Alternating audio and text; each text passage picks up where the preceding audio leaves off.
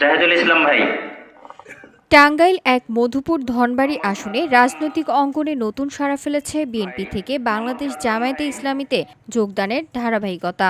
শনিবার বিকেলে মধুপুর পৌরসভার আয়োজিত এক নির্বাচনী কর্মী সভায় বাংলাদেশ জাতীয়তাবাদী দল বিএনপি এর প্রায় ৪০ জন নেতাকর্মী বাংলাদেশ জামায়াতে ইসলামীতে যোগদান করেন।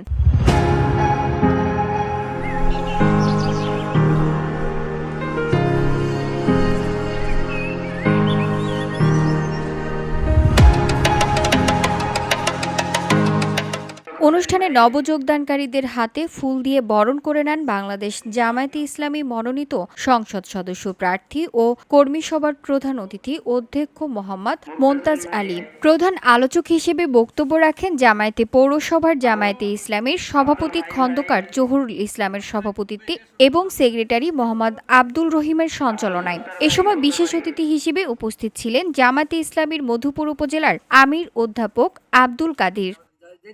নজরুল ইসলাম ভাই। নবযোগদানকারী বিএনপির নেতৃবৃন্দ বলেন, আমরা এমন একটি দেশ গড়তে চাই যেখানে ন্যায়, ইনসাফ ও ইসলামী মূল্যবোধের ভিত্তিতে সমাজ পরিচালিত হবে। এই লক্ষ্য বাস্তবায়নে জামায়াতে ইসলামী সক্ষম। সেই বিশ্বাস থেকেই আমরা এই দলে যোগদান করেছি। বক্তারা ইসলামী আদর্শে পরিচালিত সমাজ গঠনের আহ্বান জানান এবং দেশ ও জাতির কল্যাণে একসাথে কাজ করার দৃঢ় অঙ্গীকার ব্যক্ত করেন। VOD Bangla news desk. নায়েব আলী ভাই।